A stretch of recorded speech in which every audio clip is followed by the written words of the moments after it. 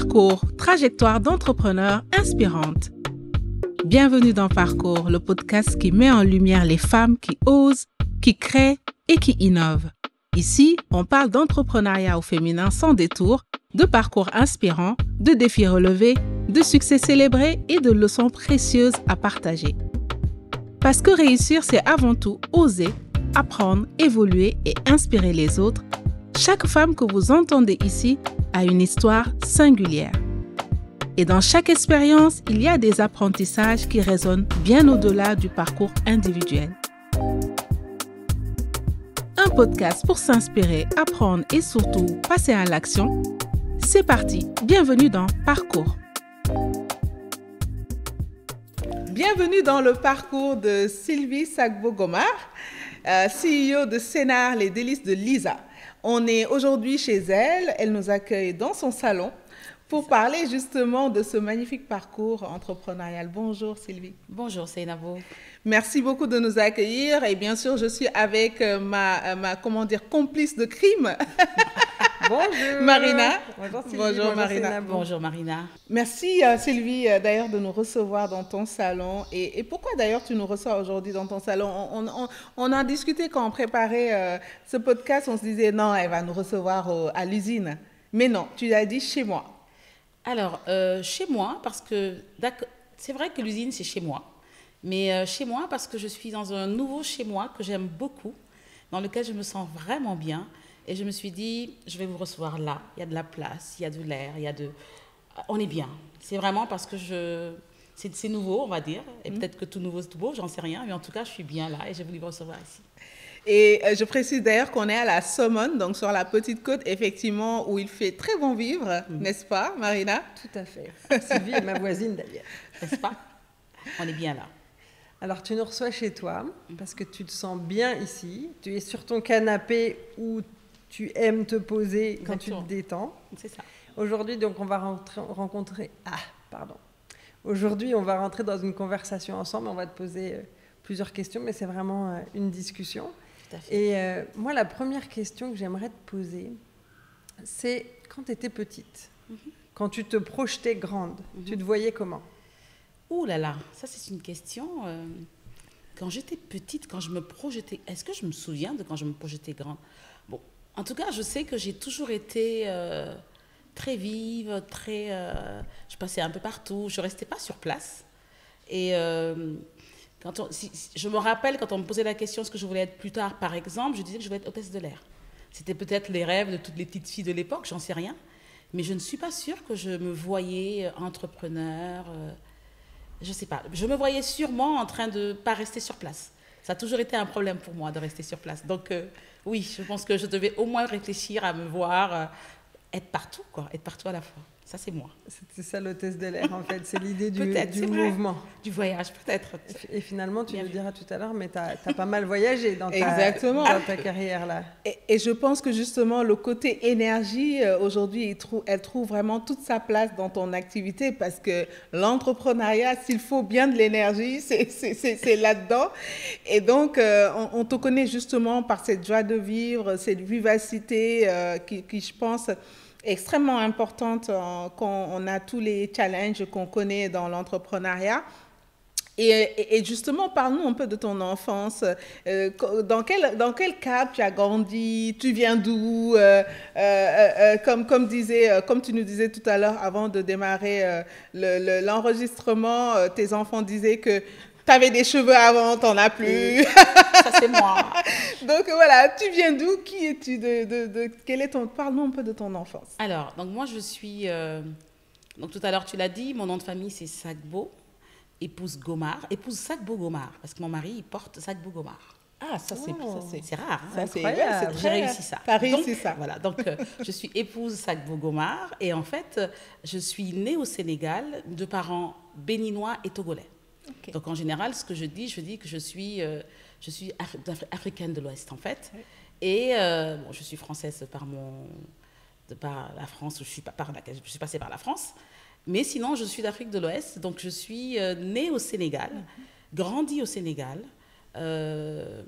J'ai beaucoup aimé cette enfance ici au Sénégal parce qu'en fait, on est 5 frères et sœurs avec assez rapprochés, surtout les 3 premiers. Donc ça a été une enfance géniale, où on courait partout, où je pouvais justement m'exprimer dans ces mouvements. Vous étiez à Dakar? On était à Dakar. Donc je suis née à Dakar, à l'hôpital principal. Donc on habitait au Centenaire à l'époque, le boulevard Général de Gaulle. Et c'était génial. C'était vraiment une époque où on pouvait sortir, jouer devant la maison sans même dire aux parents « Ah, je sors », etc. C'était safe. C'était vraiment la belle époque. C'était une autre époque. C'était une autre époque. Et donc, j'ai beaucoup aimé cette enfance où j'étais, à part l'école, très engagée à l'église pour les chants. Je faisais de la danse. Je faisais partie d'un groupe de danse. Je pense que si c'était à refaire, je referais pareil. Parce que je pense que de nos jours, les enfants, les jeunes d'aujourd'hui ou les enfants d'aujourd'hui, je trouve assez triste un peu leur vie. Et je pense que moi, en tout cas, j'ai bien vécu. C'était génial.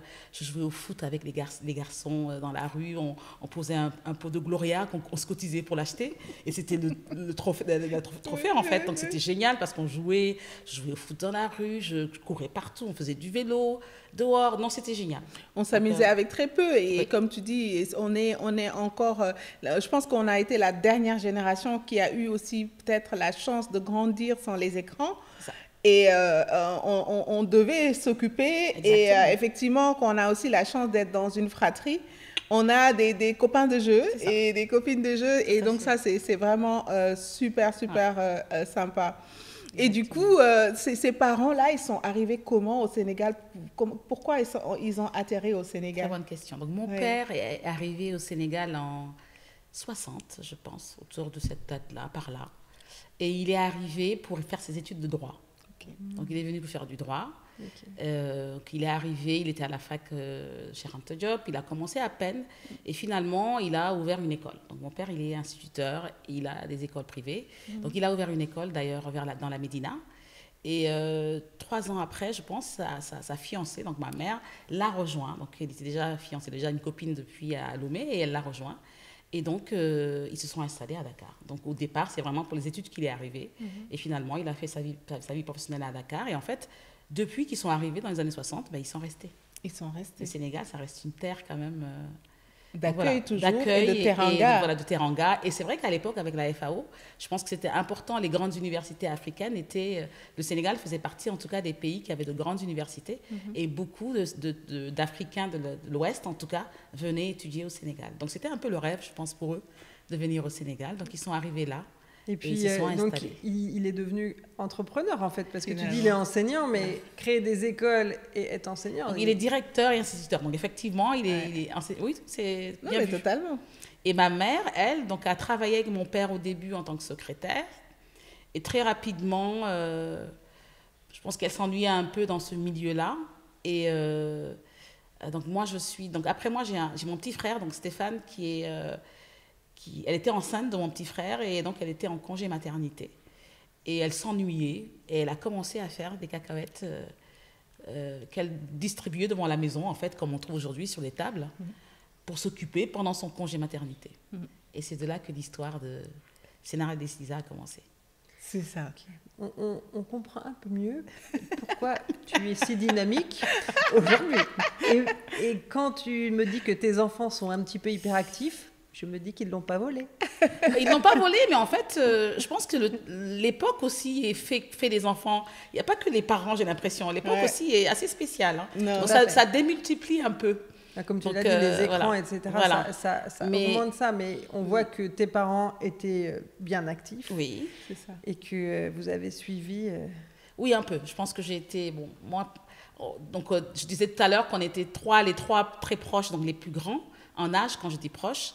Et c'est vrai que des 3, on est 2 à avoir entrepris. Ouais, c'est ça. Donc, c'est peut-être une histoire de famille. Non, mais tout à fait. C'est peut-être une histoire de famille. Et est-ce qu'effectivement, à l'époque, quand tu voyais tes parents, donc ta mère qui lance justement Sénat, ton père qui crée des écoles, est-ce que toi, c'était devenu aussi une ambition de devenir entrepreneur plus tard? Pas du tout. J'ai jamais pensé à ça, en fait. Ouais. Avant. Par contre, j'aidais beaucoup maman. J'aimais bien À l'époque, on agrafait les sachets parce qu'on n'avait pas les sous de sac et tout. Je me revois encore petite à souder les sachets, à agrafer. Donc, j'aimais bien faire ça avec elle parce qu'au début, elle était vraiment seule à la maison à le faire. Donc, on l'accompagnait, on l'aidait. Des fois, elle nous forçait, nous obligeait un peu aussi, je crois. Mais j'aimais bien faire ce côté-là. Et quand plus tard, je suis partie en France, j'aimais bien, j'ai lui acheté des barquettes en France. Je me revois dans le métro à Paris avec les grands cartons de barquettes, là, parce qu'il fallait après les envoyer à maman. Donc, j'ai toujours été un peu à voir ce qu'elle faisait pour l'aider un peu, mais j'ai jamais, même à ce moment-là, j'ai jamais pensé que j'allais entreprendre. En tout cas, c'est assez étonnant, mais j'avais... Donc, tu as fait un parcours classique, tu as fait des études. Je suis allée à l'université, chez Anta Diop, d'ailleurs. Donc, alors, après le bac, tu as continué tes études d'abord à Dakar. À Dakar, jusqu'en licence. Et donc, année blanche oblige, donc j'ai dû quitter. Je n'étais pas du tout destinée à partir à l'étranger, en tout cas pas tout de suite. Et donc, on a eu une première grève, je crois, j'étais en deuxième année, puis une deuxième quand j'étais en licence. Et là, mon père m'a dit, il faut que tu partes. Et je suis partie, donc direction la France. Et donc là, voilà, je suis partie pour continuer mes études.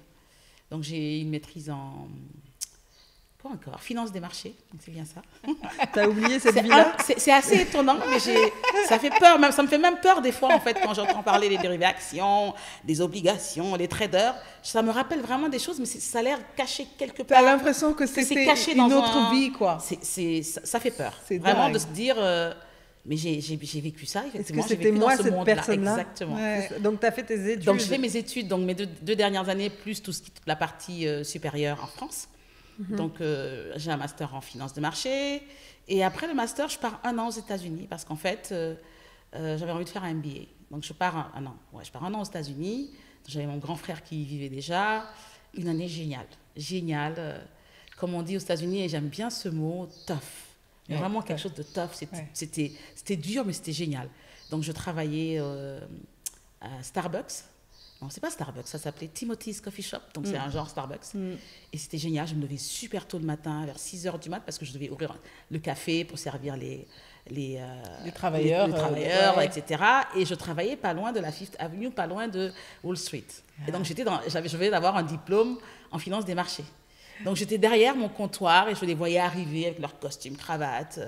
Can I have this? Je me disais, non mais attendez... Qu'est-ce qu'ils croient, ces gens-là? Mais moi, je peux être derrière, je peux être à leur place. Ceux qui savent, je le sais. Donc, mais j'aimais bien faire ça.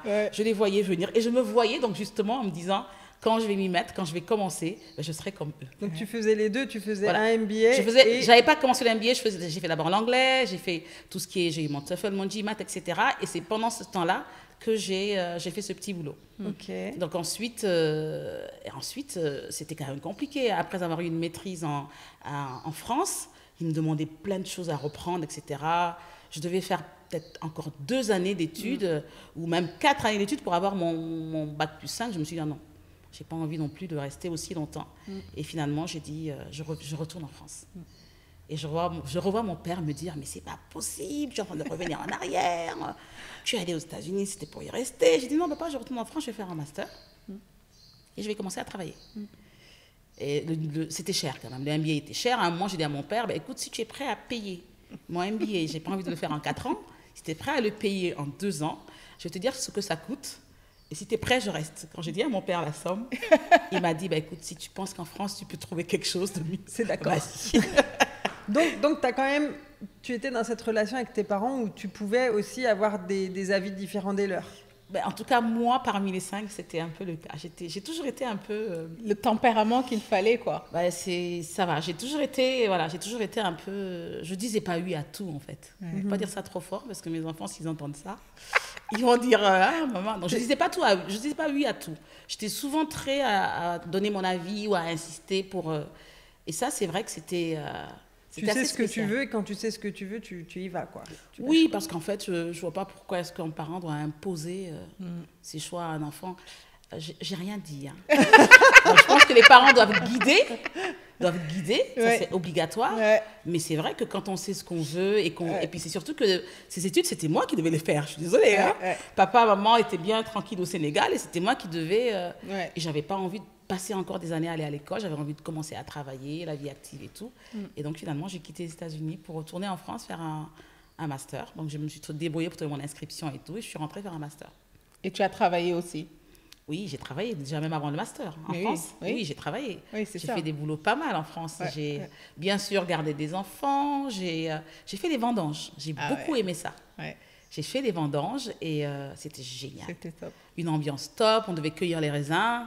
Bon, je me suis cassé un peu le dos, mais bon, je l'ai fait. C'est ça. Je portais la hotte, en fait. Parce qu'au début, je me baissais pour couper. Et je ne trouvais pas ça très fun. Ouais. Et j'aimais bien porter la hotte et crier Ça « te Sont fait- ici !» Je sais pas, on Mon mari, traversait. il a fait ça aussi j'ai comme boulot adoré ça. d'étudiant, mais lui, comme il est très grand, il a détesté. Lui, c'était Ah oui. vraiment, il y allait pour payer son inscription en fac, et dès que la somme était réunie, il partait. Mais c'est ça. Ah non, lui, il a souffert des Moi, j'ai vendanges. fait ça, j'ai beaucoup aimé. J'ai aussi vendu des gâteaux dans les rues. C'est-à-dire.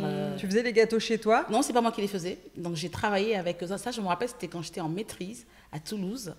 Je voulais payer mon billet d'avion pour revenir en vacances. Donc, quand je suis partie en France, je suis partie en licence. Donc, je ne suis pas revenue en vacances tout de suite. Et donc, je suis restée 2 années avant de revenir. Et là, je voulais payer mon billet d'avion pour rentrer. Pour rentrer. J'ai dit à mes parents, vous ne payez rien, je me débrouille. Et donc, il fallait bosser. Mais c'est ça. Donc, je réponds à une annonce dans le journal qui demande des jeunes pour vendre des gâteaux, etc. Et je me retrouve dans une équipe de je ne sais combien de jeunes personnes à qui on donne un gâteau, avec un speech où il fallait dire qu'on était un peu à la rue. Un speech où on devait dire que c'était très compliqué, qu'on n'avait pas vraiment... Il fallait qu'on vende ces gâteaux pour avoir un peu d'argent, pour pouvoir payer, se loger. Il fallait faire pitié, quoi. Voilà. Et donc, je me retrouve dans les beaux coins de Toulouse où il y avait des grandes résidences. On rentrait dans un camion, dans un petit camion, oui, c'est bien ça. Ouais. Et on nous déposait au bout de la rue et on nous disait qu'il fallait faire toute cette allée-là. Et donc, il fallait y aller, sonner aux portes. C'était un truc, mais je me disais, à un moment, je me suis dit, mais retourne d'où tu viens, mais j'ai une maison, moi, j'ai des parents. Mais oui. À un moment, je me suis dit, mais qu'est-ce que tu fais là, Sylvie, rentre au pays. Et c'est peut-être là Et que tu as appris à être commercial. Ah, mais c'était génial parce que pendant que je le faisais, je me suis dit, je ne fais pas demain, je ne viendrai pas. C'était pour 4-5 jours. Je me suis dit, ah, c'est clair que ça, je ne le refais pas. Donc, il fallait sonner. On m'a envoyé des chiens. J'ai eu des personnes, sortez de là, sortez de chez moi. J'ai eu des propos racistes. J'ai eu un peu tout. Et je me disais, il n'est pas question que je revienne. Et en fin de journée, quand on arrivait, on faisait les comptes, j'avais vendu plus que tout le monde. Ah ouais. Et donc, j'avais vraiment... Et là, ils étaient là, mais bravo. Donc, j'ai eu des félicitations, etc. Et je me suis dit, non. Et dans ma tête, je me disais, tu ne reviens pas demain. Tu ne reviens pas demain. Ah ben, j'étais là juste pour les 5 jours. Bah oui, Oui, mais c'est finalement. ça. Parce que l'objectif était toujours là, en fait. Tout à Tu fait. avais vraiment l'objectif de payer ton c'est ça, billet pour c'est ça. rentrer, etc. Et j'ai payé mon Et billet t'as pour payé ton rentrer. billet. Et moi, je avec dois tous dire les cadeaux que des uns et des autres, c'était génial. C'était top. tu es la meilleure commerciale que Ah, j'ai non, jamais non, vue. non, mais on va en parler tout à l'heure. Oui. Mais moi, en fait, je me rappellerai toujours les premières fois où je l'ai croisée Sur les marchés. au Dakar Farmers, C'est là. ça. Oh, j'étais là, mais comment elle arrive à faire ça, en fait? Mais c'est Tout parce le qu'elle a monde- vendu les gâteaux Non, mais c'est à ça. Toulouse. C'est-à-dire, elle a vendu dans des conditions où elle pensait, elle-même, elle pensait pas pouvoir vendre. Oui, Donc, et- du coup, Bah, il faut savoir ce qu'on veut, en fait. ben oui, c'est vraiment, c'est Quand ça. on va sur un marché, c'est pour vendre. En Mais tout- par contre, c'est vrai que c'est ce que les gens me disent, mais je ne sais pas du tout. J'ai appris parce que je n'ai pas appris, en fait. C'est Mais ça. c'est instinctif. Je sais pas. Mais tu l'as expérimenté assez tôt. quoi. Ah oui, ça. Et dans des conditions. Et dans des goûts, d'ailleurs, ça on peut dire. Et du Voilà. coup, ton diplôme, en fait, en finance de marché, finalement, tu l'utilises pour travailler, ça te sert quand même Bien à sûr. travailler dans le secteur. Bien Tu sûr. te retrouves, en fait, à faire quoi en France avec ce diplôme-là? Donc alors, je sors avec mon master et je rejoins une société. D'abord, j'ai travaillé chez Arthur Andersen. Donc, je fais de l'audit des marchés, des finances de marché, de tout ce qui est... Donc, j'ai fait ça pendant une année. Ça a été un peu dur. J'aimais pas trop ce système. Il faut manger du pain noir pendant les premières années. Puis, au bout de 3 ans, vous mangez de la brioche, mais elle n'est pas fraîche. Et c'est J'aime bien seulement au bout de l'analogie. 5-6 ans que la brioche commence à être un peu molle. J'aime bien Et l'analogie. c'est exactement ce qu'on me disait. C'était quand même Ah assez... bah, voilà. dans le conseil, Donc, c'est dans comme le ça. conseil, les Big Ouais. Five, etc. Donc, je fais une première année et je tiens parce que je me dis, bon, après une année, je sais que je pourrais faire beaucoup de choses avec. Et donc, en allant dans ce milieu-là, on allait auditer des grandes banques, je découvre les systèmes d'information. Donc, je découvre des systèmes où on gère les portefeuilles, la comptabilité. Et je me dis, tiens, c'est pas mal ça. Et c'est comme ça que petit à petit, je me rapproche, je me renseigne et je commence à travailler pour un éditeur de logiciels qui fait de la gestion de portefeuilles dans ce qu'on appelle l'asset management, tout ce qui est portefeuille de gestion. Donc, des portefeuilles où on va trouver pas que du cash, mais des obligations, etc. Et donc, je rentre chez Decalog, donc cette société, et je commence à travailler chez eux. Je crois que je suis restée allez, on va dire 3 ans, je pense, en tant qu'employée. Et au bout d'un moment, je me rencontre et j'apprends, parce qu'on partait en mission. On va en mission, j'aimais bien ce côté-là d'ailleurs, on partait le matin avec notre valise, on allait chez le client. Et je me rends compte au bout d'un moment qu'on est facturé à la journée. Et qu'à la journée, je crois qu'il fallait travailler 3-4 jours pour avoir mon salaire du mois. Et là, je me dis non mais c'est de l'arnaque totale. Et là, je me dis, je passe à mon compte. Ouais. Et donc, au bout de 3 ans chez Decalogue, je démissionne et je me mets à mon compte. Et je continue à travailler sur les logiciels de gestion dans les grandes banques, dans les assurances, avec des traders, etc. Mais à mon compte. Donc, j'ai été indep pendant presque 10 ans ou un peu plus. Ah ouais, quand même. Ouais, un peu plus. J'ai été indep, je crois que j'ai dû faire ça, oui, plus de 10 ans, parce que j'ai travaillé en tout et pour tout 13 ans. Ouais. Oui, c'est ça, 10 ans. Mais entre-temps, j'ai fait de la restauration, j'ai ouvert un restaurant. Ouais, c'est ça. Parce que je voulais, moi, je ne pouvais pas rester 10 ans comme ça, c'était pas possible. Je voulais revenir à cette histoire de restaurant, parce que tu as quand même eu un restaurant à Paris. C'est ça. C'était à quel moment? En région parisienne. C'était en même temps? J'étais indep, j'ai travaillé pendant un peu moins de 10 ans, peut-être 7-8 ans, et puis j'en ai eu marre. C'était sympa parce que j'allais de client à l'autre, donc j'aimais bien ce côté-là. J'étais chez un client, je répondais aux besoins, je travaillais pendant un an et demi, puis j'allais chez un autre. On avait le petit donc, côté hôtesse de l'air avec la petite valise. C'est possible. Mais j'aimais bien, et c'est ce que j'aimais dans le côté consulting, c'est que je n'étais pas posée quelque part, il fallait que je bouge. Et au bout d'un moment, j'en ai eu un peu marre. Je me disais, c'est toujours un peu la même chose. La petite Sylvie commençait à s'ennuyer. Voilà, je m'ennuyais un peu. Et j'ai eu envie d'ouvrir un restaurant africain. Parce qu'à l'époque, entre midi et 2, donc on mangeait, on avait de la cuisine chinoise, de la cuisine japonaise, on avait presque toutes des cuisines indiennes, mais on n'avait pas de cuisine africaine, à part certains restos africains qu'on trouvait. Et là, je me suis dit, j'ai vraiment envie de faire ça. Et donc, me voilà poser toutes mes... me voilà partir pour cette aventure-là. Je reprends une petite boutique, c'était une blanchisserie d'ailleurs, je reprends cette petite boutique et je me lance. Et donc, j'ouvre... Princesse Afi. Princesse Afi. Oui, c'est ça. Afi, c'est mon premier prénom. Donc, j'ouvre Princesse Afi et je fais de la cuisine afro-exotique. Incroyable. Mais une expérience géniale. Dure, mais très dure. Ouais. Mais vraiment sympa. Parce qu'en plus, ça devait être à l'époque où il y avait très peu de restaurants africains à Paris, quoi. Mon fils de 22 ans m'a dit il y a 1 an, mais maman, tu étais précurseur. Mais oui. Parce qu'aujourd'hui, il y en a plein. Et il me dit, mais maman, mais tu aurais dû tenir, maman, regarde maintenant. Tout le monde fait comme toi, tu faisais. Donc, c'était... Et je voulais faire de la cuisine à midi. Je ne voulais pas forcément faire on trouvait 2-3 restaurants pour le soir, mais c'était toujours avec... Les gens disaient, la cuisine africaine, c'est gras, c'est ceci. Et donc, moi, je voulais montrer qu'on pouvait manger sainement, on pouvait manger de belles choses. Et je lance ce resto. C'était... avec un menu à la semaine que je faisais le dimanche et que je mettais sur les réseaux et les gens choisissaient le jour où ils voulaient. Non, mais c'était une aventure extraordinaire. Ah ouais. C'était dans quel quartier à Paris? C'était à Rueil-Malmaison. Rueil-Malmaison, ok, d'accord. À Rueil-Malmaison. Et en fait, j'ai eu peur. J'avais trouvé aussi un local à Paris même, dans le quartier Opéra. Et j'avais peur, le loyer était un peu plus cher, j'avais peur de ne pas pouvoir. Et j'ai dit, bon, je vais à Rueil. Ouais. Et je pense que si j'étais allée à Paris, je pense que je ne serais pas là aujourd'hui. Ouais, ça, j'en suis presque. Parce que tu as aimé cette expérience. J'ai aimé cette expérience et c'est très bien passé. Bon, il y a eu le premier jour, le cuisinier n'est pas venu, par exemple, le jour de l'ouverture. Normal, ce serait trop simple. C'est normal. Donc, je devais aller faire des courses chez Métro et je me retrouve à la cuisine avec mon mari. Donc, j'ai fait la cuisine. Donc, au lieu d'ouvrir à midi, j'ai ouvert, il était 14h. Voilà. C'était sympa. Et donc, vous cuisinez, le premier jour, vous vous retrouvez à cuisiner.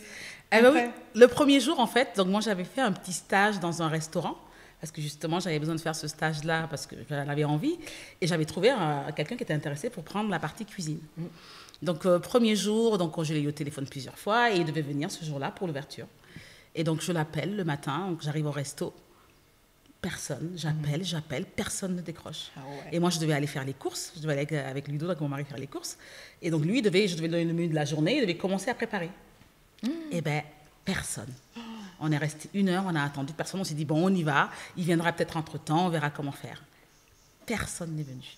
Donc, on est revenu des courses et on est rentré en cuisine. On avait déjà communiqué sur l'ouverture. Il fallait bien ouvrir. Oui. Surtout le jour de l'ouverture, on a toutes les personnes qui nous soutiennent, qui vont venir, c'est important. Et puis même l'endroit, parce qu'il n'y avait pas de resto africain là, on avait déjà enlevé la pancarte, ils voyaient que c'était un resto africain, ils allaient sur le site, etc. Donc les gens étaient prêts. Et donc, ce jour-là, mon premier client est rentré à 14h, quand j'ai ouvert à 14h. Waouh. Et vous avez fait ce resto pendant combien de temps? Pendant un an et demi. Et qu'est-ce qui a fait que vous avez arrêté? Ben, en fait, c'était quand même dur, la vie de... Parce que finalement, donc, après, j'ai trouvé quelqu'un au niveau de la cuisine, mais j'étais beaucoup en cuisine et en salle. Et en fait, ça rapportait pas comme on le voulait. Ouais. Donc, au bout d'un moment, il fallait reprendre... j'ai trouvé une mission en finance de marché, toujours en indep. Donc, j'ai repris une mission et j'étais en 3/5e, ou 4/5e. Donc, je venais... et je pensais que la personne que j'avais formée sur place allait faire l'affaire. Et je ne savais pas que les gens venaient. Je pensais vraiment qu'on allait au resto pour la cuisine. Mais on vient pour la personne. Mais je pense qu'on vient... En tout cas, dans notre cas, il n'y avait pas que la cuisine, il y avait aussi la personne. Donc, moi, j'étais en salle. Donc, je pense que je discutais beaucoup avec mes clients. Et donc, je venais le vendredi. Donc, je ne venais pas en pleine semaine. Et petit à petit, je voyais les chiffres, en fait. Je voyais que ça... Je ne comprenais pas. Puis, une fois, j'ai pris une petite semaine, je suis venue et j'ai des clients qui m'ont dit « Sylvie, si vous ne revenez pas, ça va être pareil. » Je dis « C'est pas vrai. Ouais. Mais c'est quoi? C'est la cuisine. » Donc, je voulais savoir qu'est-ce qui ne va pas, etc. Mais en fait, quand elle passait en salle, elle boudait, elle tirait une tronche, elle n'était pas... Et il me disait « C'est pas toi, quoi. C'est pas toi qui es là. » Et là, je me suis dit « Mince, je ne savais pas. » Moi, j'ai eu un magasin à Paris et c'était comme ça. Ouais. On a eu le magasin, je pense, pendant 7 ans. Et au début, on était deux à avoir confondé le magasin et on était tout le temps là. Et quand on a voulu déléguer, mais impossible. Les gens, tu les voyais rentrer dans le magasin et nous cherchaient. Ouais, c'est ça. Et en fait, on m'a dit un jour, je pense qu'il y a un proverbe Peul, je crois, qui dit que en fait, quand tu vends quelque chose, tu vends un peu de toi-même. Et quand tu achètes, tu achètes une partie de la personne aussi. C'est bien dit. Tout à fait. Ah, mais sur ce cas, c'était ça, parce que moi, je me rappelle d'une cliente, c'était une Antillaise qui venait le vendre, qui aimait venir, qui m'a dit, je viens que le vendredi maintenant, parce que je sais que le vendredi, tu seras là. Ouais, tu es là. Et c'est l'âme, en fait. C'est l'âme du lieu. Et c'est ça. Moi, dans mon magasin, les gens venaient pour parler avec nous, quoi. Et ça, je ne savais pas. Et donc, je me suis dit, finalement, au bout d'un moment, il fallait... on a essayé. Bon, Ludo travaillait pas loin, il était en mission, lui, il était prestataire pas loin. Ouais. Et en fait, il venait ouvrir le magasin à midi, le resto. Il faut faire la caisse. Donc le pauvre, heureusement, il avait une mission là, mais des fois, je l'appelais, j'avais pas le choix. Et il allait à midi, à midi pile, il devait quitter son taf, il allait travailler entre midi et 2 et il retournait au boulot. Et au bout d'un moment, c'était plus possible. Non, c'est clair. Et donc, au bout d'un moment, j'ai dû arrêter. J'ai arrêté. Et alors, tu as arrêté, tu as repris tes missions dans la finance. C'est ça. Mais ça m'a rattrapée, hein, parce qu'en fait, j'en avais vraiment marre, je pense, de la finance. Ouais, donc j'ai repris. Voilà, j'ai repris. Après, j'ai eu les jumeaux. Donc, j'ai eu mes jumeaux. Et là, c'était plus possible. C'était plus possible. La vie en France avec des jumeaux, 2 garçons qui pleurent tout le temps. C'était compliqué. J'avais une nounou, mais même, ça devenait compliqué. Et donc là, moi, je dis à Ludo, je dis à mon mari, j'ai vraiment envie de rentrer. Ça faisait un petit moment que ma maman disait, oui, je commence à vieillir, donc 5 enfants, et elle dit, il n'y a personne pour venir reprendre. On avait fait quoi? Oui, parce qu'en fait, entre-temps, pendant que toi, tu faisais les 400 coups entre les États-Unis et la France... Maman a continué. Mais oui, elle a continué. Elle est passée donc de sa table... devant la maison, et c'est devenu quoi entre-temps jusqu'à ce que justement elle demande aux enfants de reprendre? En fait, elle est passée de l'étal au supermarché. Ma maman, en fait, c'est la première Sénégalaise à avoir distribué des cacahuètes dans les supermarchés. Non, mais c'est ça. Parce que les cacahuètes ont toujours été distribuées au bord de la route. Donc, elle s'est dit à un moment, ça plaît, les gens aiment bien, je vais essayer d'aller dans le supermarché. Et c'est comme ça qu'elle a commencé à l'époque des... Tranche Filfili. Filfili. Voilà, ceux qui connaissent, c'est que la Gen Z ne connaissent pas. Exactement, ils ne peuvent pas connaître. Et donc, c'était vraiment les tout premiers supermarchés qu'on a eus au Sénégal. Et elle a commencé là. Et toi, Casino, tu par exemple, de loin, oui, voilà. On suivait vraiment parce que je me souviens encore petite. Je devais être en première ou quelque chose comme ça. À l'époque, on était chez Casino, il y avait Sam Priba. Sam Priba. C'était Sam. Ouais. Il y avait que Sam, le magasin Sam, et il y avait une publicité. C'était Consommer sénégalais. En fait, c'était la semaine sénégalaise. Et on avait créé une chanson. Je ne me rappelle plus de la chanson, mais je me rappelle de Consommer Sénat. On avait un slogan, un truc comme ça. Et c'était nous qui faisions la pub. Mais c'était génial, on répétait, etc. Et on avait fait la publicité qui passait à la télé pour parler de Sénat.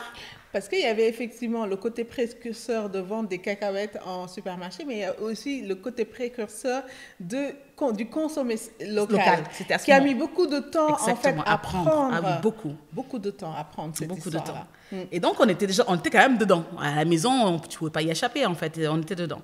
Et c'est vrai que moi, quand je suis partie en France, quand je suis revenue, j'ai été étonnée de voir le nombre d'employés, etc. Parce que quand je partais, il y avait peut-être 2-3 employés, mais c'était encore...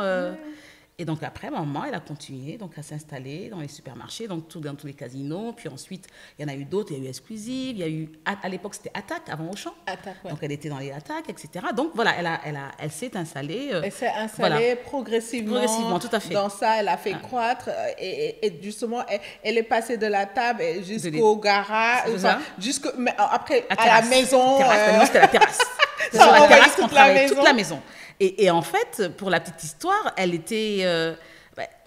c'était finalement assez intéressant de la voir, de voir les produits. Et moi, j'y croyais beaucoup, en fait. Mais justement, parle-nous de comment elle a réussi à te convaincre. Parce que toi, tu nous dis, j'ai envie de rentrer.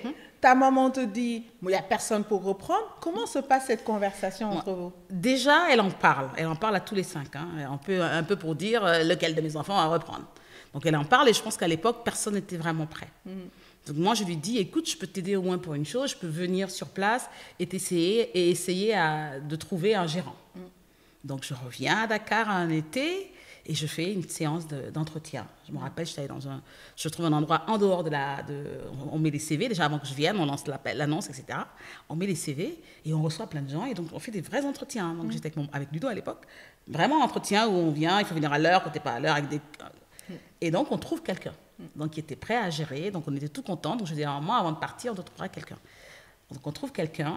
Et en fait, un peu comme ce qui s'est passé avec le restaurant, il n'est jamais venu. Oh, purée. Nous, on repart en France. On me disait, ça y est, elle va trouver quelqu'un. Elle va se calmer un peu dans qui vient, et on verra. Et en fait, le gars ne vient pas. Et donc là, elle se remet à se dire... et là, moi, ça commence à cogiter un peu dans mon esprit. J'avais arrêté le resto, j'avais repris un peu la finance de marché, mais en même temps, là, je pense que je ne suis pas partie de là pour rien. J'avais envie d'arrêter ça. J'avais envie de faire autre chose. J'avais envie vraiment d'être en contact avec les personnes, parce que j'ai beaucoup aimé ce resto avec le contact avec les gens. En termes de relations humaines, ça n'a rien à voir. Je faisais beaucoup de formations de l'autre côté, et j'aimais bien quand j'avais des formations, parce que j'étais en train de... Mais je n'avais pas ce que je veux. Donc là, ça commence à faire son petit bout de chemin. Et puis en plus, j'ai les jumeaux qui... oui, il y a les jumeaux. Il y a les jumeaux, il faut gérer les jumeaux, il faut travailler, etc. Et là, je me dis, mais... Allez, on y va. Ça fait pas mal ça. Donc je dis à Ludo, je veux rentrer. Bon, il y a mon père qui tombe malade, qui nous a fait assez peur. Et là, je me dis, je compte un peu le temps que j'ai passé au Sénégal, en fait, depuis que je suis partie. Et je me rends compte que ça fait même pas une année, en fait, les mois par-ci, par-là. Okay. Et là, je me dis, c'est peut-être le moment, je vais rentrer, je vais profiter de mes parents. Je disais encore, je vais en profiter, puis on verra. Et donc, je dis, et je fais mon égoïste. Et ça, je l'assume et je le dis. Je rentre. Et donc, mon mari tout blanc, il me dit, tu rentres où? Je fais quoi? Je dis, non, je rentre au Sénégal. Je rentre au pays. Oui, mais moi, c'est pas mon pays. Je dis, oui, mais c'est pas grave. Moi, je suis restée là en France pendant des années. Ouais. Suis-moi. À toi de me suivre. Et donc, ça a pris son petit bout de chemin, etc. On est revenu à Dakar une fois pour faire... c'était un forum pour trouver du boulot. C'était, je ne me rappelle plus le nom de l'entreprise qui faisait ça. Il existe toujours d'ailleurs. Et bref, on participe à un salon pour voir un peu pour le boulot, pour qu'ils trouvent du boulot, etc. Et au final, septembre arrive, c'est la rentrée des classes. Donc je lui dis, moi, il faut que j'y aille. Donc je vais en avant avec les enfants. Et donc je laisse Ludo sur Paris. Qui doit finir, vendre la maison, ou en tout cas faire tout ce qu'on a à faire là-bas, les paperasses, avant de nous rejoindre. Et qui doit trouver avant de nous rejoindre. Je me rappelle que j'avais dit clairement, si tu ne trouves pas de boulot, tu ne rejoins pas. Parce que... Mais les enfants, ils avaient quel âge à ce moment-là? Yaya et Kimani devaient avoir, ils sont de 2013, on était en 2015, ils avaient à peine 2 ans. Donc eux, ils n'allaient pas encore à l'école, c'était pour le grand. C'était pour le grand, que tu regardais la rentrée scolaire. Okay, d'accord. Donc je lui vends tout, je lui vends la maison avec la piscine, je lui vends le rêve, quoi. Il connaissait, il venait en vacances régulièrement. Mais là, je lui vends le truc, le kiff vrai, tu vois. T'as vu les vacances, mais ça sera ça, etc., etc. Donc je lui vends le truc. Et le gamin qui dit, il n'a même pas le choix, hein, et qui vient. Et d'ailleurs, il m'a sorti ça quelques années après. Tu m'avais vendu du rêve, hein, tu vois. Il m'a sorti ça. C'est maintenant qu'il n'est plus là. Et là, maintenant qu'il n'est plus là, il me dit, ouais, ils ont de la chance des jumeaux, hein, parce que le rêve que tu m'avais vendu, là, eux, ils l'ont, là, aujourd'hui. Et donc, je dis, il faut du temps, mon fils, il faut du temps pour... Et c'est comme ça que je dis à un moment, je reviens. Mais je ne reviens pas pour travailler à 100% chez Sénar. Hein, parce que je sais que Sénar ne peut pas me nourrir, en fait, à l'époque. Donc, je rentre en me disant, je vais aider maman, je vais reprendre un peu, et on verra. Et donc, voilà, j'arrive et... je pense qu'elle était prête aussi. Parce qu'elle était prête aussi à lâcher. Parce que la question qu'on se pose toujours, en fait, dans des situations d'entreprise familiale, c'est cette fameuse passation. Tout à fait. Parce que toi, tu viens en fait du monde de la finance, donc quelque chose de quand même assez carré. Elle, je pense que après plusieurs années en France, donc une autre mentalité aussi, un autre âge, une autre génération. Ouais. Non, elle était prête parce que ma petite sœur, donc Tina, avait travaillé avec elle l'année d'avant, avait essayé. Et ça n'avait pas marché. Et c'était pas entendu? Non, ça n'avait pas marché. Donc je pense que moi, ça n'avait pas marché. Bon, je pense aussi que moi, je lui ai pas vraiment donné le choix en fait. Pour dire les choses, est-ce que tu veux que je reprenne? Si je reprends, je vais clairement dire. Si je reprends, je reprends. Je fais à ma manière. Tu vas pas être là à me dire, tu vois, non, ça a été un peu clair. Donc au début, elle était un peu, et puis elle m'a dit, de toute façon, elle n'avait pas le choix, elle m'a dit non, ça va le faire. Donc on était à la maison, au salon. Donc en fait, c'était le salon qui était le bureau. C'est là qu'on avait nos réunions, c'est là qu'on avait... Le conseil d'administration, tout était là. Et donc les produits commençaient à... On avait des produits partout. Ma maman disait, il y en avait partout sauf sous mon lit. Mais justement, je me rappelle vraiment de cette période parce qu'on te croisait dans les marchés. C'est ça. Et je pense que c'est à l'époque où tu testais justement les innovations parce que je pense que toi, avec ton œil, un peu plus moderne, etc., où tu te projetais l'entreprise dans une expansion beaucoup plus importante, il y avait cette question d'innovation en termes de produits. Et donc là, tu croisais Sylvie dans les marches qui te dit c'est au gingembre, c'est au sésame, c'est au poivre, c'est au piment. Elle n'attendait pas sagement derrière son stand. Hein. Elle était avec des petites assiettes. Elle était avec les dans assiettes. Elle te courait après limite dans les couloirs pour te faire il fallait que à ce point. Tu as vu, c'est bon, hein? C'est bon. Qu'est-ce que tu en penses? Et après, elle te ramène au truc que tu achètes. Mais donc, je pense que voilà, ça correspondait un peu à cette époque un peu de R&D où tu cherchais en fait à diversifier un peu plus la gamme de produits pour amener aussi l'entreprise vers autre chose, quelque chose de nouveau. Ouais, c'était important. Je me souviens, ce qui m'avait marqué aussi, c'était que tu étais une des premières à avoir fait des commandes d'emballage en Chine. Et avoir proposé à d'autres de commander en commun pour avoir des meilleurs tarifs et optimiser les... obligatoire, sinon c'est plus simple. Mais dans un monde où les gens travaillent quand même beaucoup, chacun de leur côté, tu étais une des premières qui était quand même prête à partager, à dire venez, on réfléchit ensemble, on fait ensemble. Mais c'est peut-être parce que justement, j'ai vécu ce que j'ai vécu en France. Et d'ailleurs, je le dis, hein, c'est incroyable, on ne se rend pas compte, mais toute expérience nous apporte quelque chose. Oui, tout à fait. Moi, n'importe laquelle. Le resto que j'ai fait, tout. Et je pense que j'avais tous les petits boulots. Ça nous toujours. Et donc moi, je me rappelle que j'avais ce mindset qui était de mutualisons, quoi. Mutualisons pour... voilà. Parce que d'ailleurs, ça nous fait penser à la problématique sectorielle. Parce que toi, tu es dans un secteur où il y a deux problèmes, en fait, vraiment. Enfin, je pense, à mon avis, il y a la question de la matière première. Et après, tu vas avoir la question du packaging, etc. Et aujourd'hui, quels sont, avec le recul aussi, je pense que tu as vu maintenant tous les défis, quelles sont vraiment les problématiques de ton secteur, le secteur arachide, cajou, noix au Sénégal? Quelles sont les grosses problématiques? Mais je pense que tu as vraiment touché, en tout cas, the problématique, ça va être l'achat. L'approvisionnement. Comment je fais pour bien m'approvisionner, déjà? Parce que tant que tu restes dans une entreprise qui tient dans une maison en garage, ça va. Voilà. Et une fois que tu grandis, et d'ailleurs, ce scale-up, mais qu'est-ce qu'il est difficile. Moi, je n'aurais jamais imaginé en quittant la maison. En fait, ma mère, elle avait cette gestion de mère de famille. Familiale. Elle gérait. Et très rapidement, hein, quand j'ai repris, j'ai commencé à réorganiser. Rien qu'en réorganisant les choses, on a vu les chiffres bouger. Oui, tu rien qu'en organisant. Tu optimises. Exactement. Ah ouais, tu maîtrises plus les coûts. Et donc là, tu te dis, ah oui, il faut que j'y aille, il y a à faire. Et là, on se dit, moi, j'avais clairement dit à ma maman, ça ne m'intéresse pas de rester à la maison. Je voulais être dans les avions, je voulais que les produits soient au niveau de l'aéroport. Et tous ces gens-là, c'est la qualité. Ils viendront, ils vont voir dans la maison, ils vont se dire, ça ne le fait pas. pas que les produits sont pas qualitatifs, il y a des problèmes sanitaires. Non, l'endroit, c'est pas un endroit, il n'y a pas la marche en avant, il y a plein de choses qu'on ne respecte pas. Donc moi, j'ai dit à maman, il faut qu'on parte de là. Donc pour moi, c'était vraiment le moyen de grandir, c'était de sortir de là. Et c'est clair que des fois, je me dis, on était bien à la maison quand même. Mais c'est pas les mêmes challenges. Toutes les charges. Plus tu grandis, plus les problèmes sont gros. Exactement. En fait, tu grandis. Petit problème. Petit enfant, petit problème, gros enfant. Grand problème. Ça. Et c'est pareil pour l'entreprise. C'est ça. Et moi, j'avais trouvé que c'était très facile de démarrer, mais effectivement, le passage à l'échelle, c'est compliqué parce que partout en même temps, tu dois t'améliorer. Exactement. C'est un passage qui n'est pas simple. Non, je suis tout à fait d'accord. Ouais. Et aujourd'hui, j'en parle toujours, et je pense que Sénart n'a pas fait le scale-up. Je pense. On n'y est pas encore, mais qu'est-ce que c'est pénible de prendre une marche. L'énergie que ça nécessite à chaque fois. C'est-à-dire que finalement, moi, je pense que quand on gère une entreprise, on fait de la RH avant tout. Parce qu'après, les process, on les maîtrise. Ouais. Moi, aujourd'hui, on me demande n'importe quel produit, je sais le faire, je remplace. D'ailleurs, j'ai eu des problèmes avec certaines opératrices qui ont fait un peu un mouvement de grève, on va dire. À l'époque, on était chez ma mère. Oui, si vous n'augmentez pas, on ne vient pas. Je leur ai dit, mais ne venez pas. On va faire. Ciao. Elle était choquée. Et donc, le lendemain, on est tous passés là-haut. Donc, moi, j'avais ma blouse et je disais aux autres, faites des vidéos, vous allez leur envoyer. Faites des vidéos pour leur envoyer. Et il y en a après qui sont venus s'excuser, qui sont revenus parce qu'elles se sont rendues compte que ça n'a pas marché. Oui. Donc, tu es obligé de savoir tout faire. Donc, tu sais tout faire. Oui. Donc, quand on est petit, tu sais tout faire parce que tu n'as pas le choix. Et quand on grandit, les personnes, les ressources humaines mais totalement. Et là, on parle de capital humain.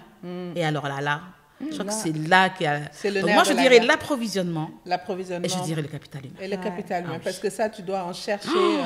C'est difficile. Non, mais c'est difficile. C'est très difficile. Et je trouve que quand on devient entrepreneur, on n'est pas préparé à ça. Ouais. On a des cours de business plan tout le temps. Hein. Ouais. Les business plans, les études de marché, etc. Mais par contre, se préparer à gérer des équipes, à recruter des équipes, à savoir identifier les besoins et les bonnes personnes pour nous entourer. Difficile. Hyper difficile. Ouais, difficile. Moi, je ne suis pas sûre que jusqu'ici, je vais arriver. Gérer les conflits. Ah oui. Savoir gérer les conflits. Mais c'est hyper dur. Avoir une ressource qui, du jour au lendemain, fait un courrier de « je démissionne à effet immédiat ». Ça me fait sourire, ce truc. Mais comment ça ? À effet immédiat. Donc, genre, tu reçois la lettre, demain, je ne suis plus là. Et là, tu te dis, j'ai des commandes, elle était à tel poste, je fais comment ? Ouais. Il faut gérer déjà le fait qu'elle s'en aille en disant mais elle n'a pas le droit, mais en même temps il faut réagir tout de suite pour pouvoir avancer. Faut réagir. C'est compliqué. C'est très compliqué. Ouais, très compliqué. Et aussi, nous, on a quand même la particularité pour les entreprises sénégalaises. Comme tu disais, voilà, on a des micro-sociétés, en fait, sociétés sénégalaises. Exactement. Au sein des entreprises où, en fait, bon, voilà, les réalités, elles sont là, réalités sociales, culturelles, etc. C'est pas simple, hein. Tout à fait. C'est pas simple et ça, faut le prendre en compte. Et j'imagine que ça aussi, dans cette ambition de scale-up, tu n'étais pas préparé. Non, on n'est jamais prêt. Non, pas du tout. En fait, moi, je me rendais pas compte. Pour moi, ça devait être simple, en fait. Les process sont en place. Donc, j'avais effectivement pas mal testé, sorti des nouveaux produits qui plaisaient. Qu'est-ce qu'on fait finalement ? On multiplie. Oui, on a plus de personnes, donc on produit plus, donc il n'y a pas de problème. Mais en fait, non. C'est pas aussi carré que... C'est pas du tout mathématique. Voilà. C'est pas linéaire, en fait. Il y a d'autres problèmes qui arrivent. C'est ça. Donc voilà, quand tu n'as pas anticipé, et je pense que le capital humain, c'est compliqué. Et puis, donc nous, on a eu la chance, en fait, chez Sénart, on a eu la chance d'avoir été approchés par un fonds d'investissement. Donc, Teranga Capital nous approche et ils nous disent on veut entrer dans le capital. Donc, ils regardaient un peu ma mère faire depuis quelques années, mais elle avait un certain âge, en fait. Donc, ils n'investissent pas, en fait, sur la société. Mais ils l'avaient repéré déjà avant. Il avait repéré avant. Non, ils investissent il avait repéré avant. Et en fait, l'entrepreneur. Et en fait, un peu comme on parlait tout à l'heure du restaurant, ces investisseurs n'investissent pas sur la société. Ils investissent sur la personne. Tout à fait. Donc, en fait, ils ont appris donc, la fille est arrivée, elle était en France, elle bouge, ça a changé. Ils sont venus nous voir. Donc, moi, par exemple, quand je rencontre pas mal d'entreprises aujourd'hui ou d'entrepreneurs qui me posent des questions par rapport à ça, souvent, c'est eux qui vont à la recherche des fonds d'investissement.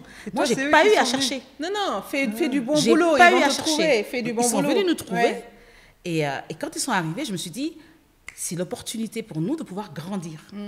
on va sortir de la maison, on va construire une unité. Mais à aucun moment, je me suis dit, on va avoir d'autres problèmes. Mais à aucun moment, on va grandir, on va grossir, ça va marcher, etc. Mais justement, alors, est-ce que tu appelles ça une levée de fonds ou pas? C'est une levée de fonds. Tu appelles ça une levée de fonds. Et il n'y a pas beaucoup d'entrepreneurs au Sénégal, aujourd'hui encore, qui font des levées de fonds. Est-ce que tu peux juste nous parler un peu de cette expérience? Très, très bonne expérience. Très bonne expérience. Parce qu'en fait, quand ils viennent, c'est parce que déjà, ils croient en l'entreprise. Et quand ils viennent, ils veulent l'amener à un niveau. Et donc, ce que j'ai trouvé très intéressant, il y a une première phase où on retravaille en fait tout ce qu'on prévoit. Ils veulent voir quelque chose à 5 ans. Donc moi, je me revois encore à travailler avec eux et à peaufiner un business plan, mais pas juste sur 1 an, sur 5 ans, où je dois rajouter des nouveaux produits. Je dois penser à ce qui va bouger. Donc on se projette. En général, quand on travaille, on a le nez dans le guidon, là. Ben, on ne fait pas attention, on ne s'arrête pas, on ne lève pas la tête pour voir ce qu'on va devenir dans 1 an, dans 2 ans.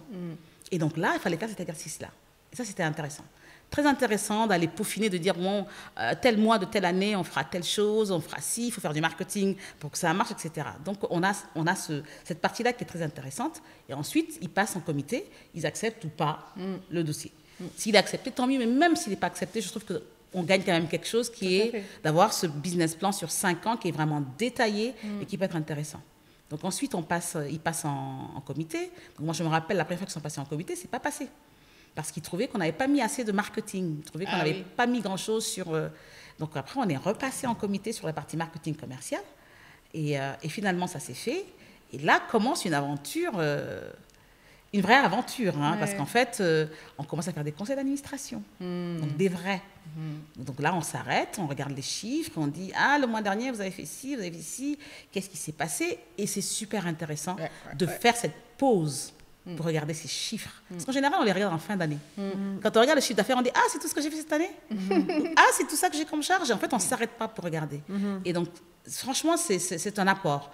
Les gens peuvent penser, et beaucoup de gens, moi je me rappelle, des gens m'ont dit oui, ce que ta mère a construit, ils vont le dilapider, tu vas vendre la société, etc. » Effectivement, ils n'avaient pas ce mindset de se dire moi, je leur ai dit, s'ils gagnent, je gagne.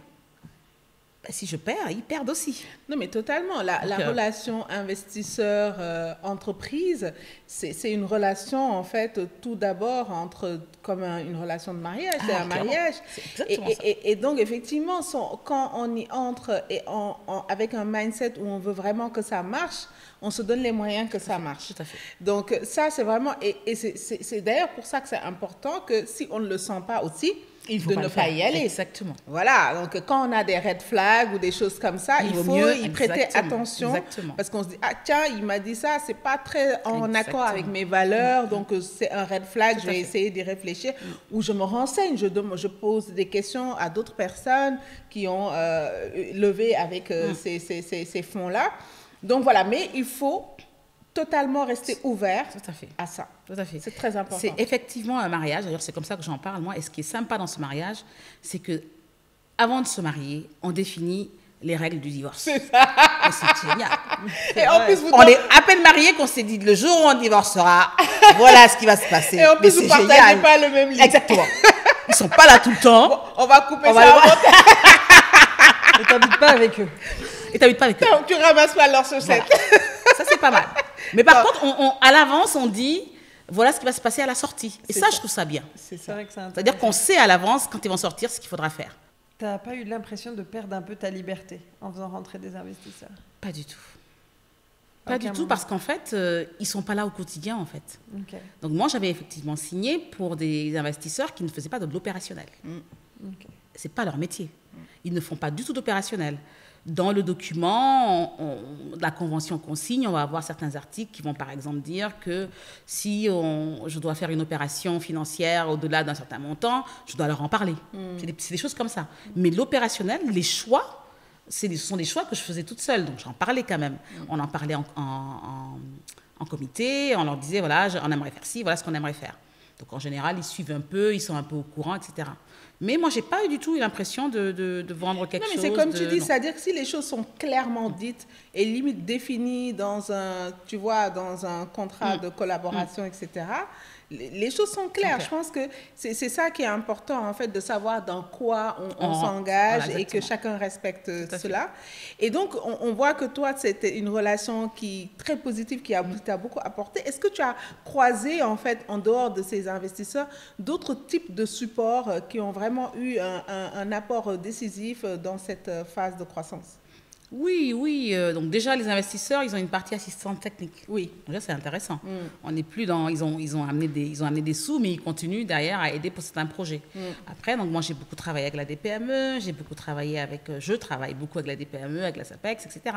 Donc, on a des structures donc, étatiques, en fait, qui aident les PME. C'est ça. Donc, la DPME donc, qui accompagne aussi sur de l'assistance technique, la SAPEC pour l'export. L'export, exactement. Après, Sylvie, elle a fait toutes les foires et tous les marchés du monde. J'ai fait pas toutes les foires parce que il y a certaines, je refuse certaines foires. Okay. Parce qu'en fait, si tu veux faire des foires, c'est super sympa. Mais l'objectif, c'est quoi? C'est pas de faire des foires, c'est de trouver des clients. Ouais. Et donc, et c'est là où le bas blesse. Et donc, en fait, multiplier les foires, c'est très bien, mais au bout d'un moment, moi, je me dis, je fais une foire, pourquoi? Je veux avoir un client sur place. Et on n'arrive pas à aller jusque-là. Ils nous accompagnent, mais l'accompagnement s'arrête au niveau de la foire. Il n'y a pas cet accompagnement qui va plus loin, qui est d'aider, en tout cas, à rentrer dans un marché, etc. À faire rencontrer des acheteurs, etc. Bon, j'ai eu ça avec TFO Canada. Donc, c'est pas du tout... donc, il y a eu vraiment plusieurs structures qui accompagnent les entrepreneurs. Donc, en général, on postule. Postule et après, si on Parce qu'il y a les on foires un peu commerciales d'exhibition, mais il y a les foires d'acheteurs qui sont totalement différents. Et donc, effectivement, dans l'accompagnement un peu ciblé, notamment sur l'export, il faut pouvoir apporter aux entrepreneurs ce dont ils ont besoin. Il y en a certains, c'est important de travailler sur le rayonnement national. Mais à un moment donné, comme tu dis, le nerf de la guerre, c'est le business. Il faut faire rentrer... non, mais il est petit, le marché sénégalais. Non, mais c'est même pas un marché. Surtout si on parle que du modern trade, c'est-à-dire que des supermarchés. Ok, on ne dira pas qu'il est grand parce qu'Auchan a plusieurs... mais il est petit. En fait, il est bien pour s'entraîner. Voilà, c'est ça. Parce que souvent, ce à quoi on ne pense pas suffisamment, c'est que pour aller à l'export, il faut être prêt. Il faut être prêt sur tes packaging, il faut être prêt sur ta capacité de production, il faut être prêt sur tes codes barres, il faut... Non, mais c'est tout ce dont elle parlait, c'est-à-dire que quand tu grandis, c'est là où tu te rends compte aussi au fur et à mesure.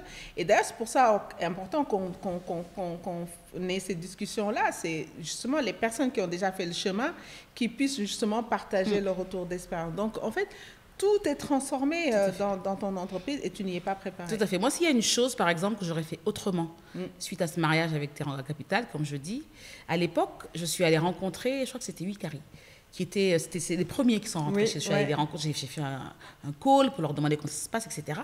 Et ils ont parlé d'une chose qui était très importante et malheureusement, j'ai pas porté super attention à ça. C'était le recrutement, la RH. Parce qu'en fait, dans ce document dont je parlais sur 5 ans, on met les futurs recrutements. Mais quand on met les recrutements, moi, par exemple, j'arrive de la France, 2015, 2017, je rencontre Teranga, vient nous voir, etc. Et on me demande de positionner des recrutements. Un expert, un comptable, combien ça coûte, etc.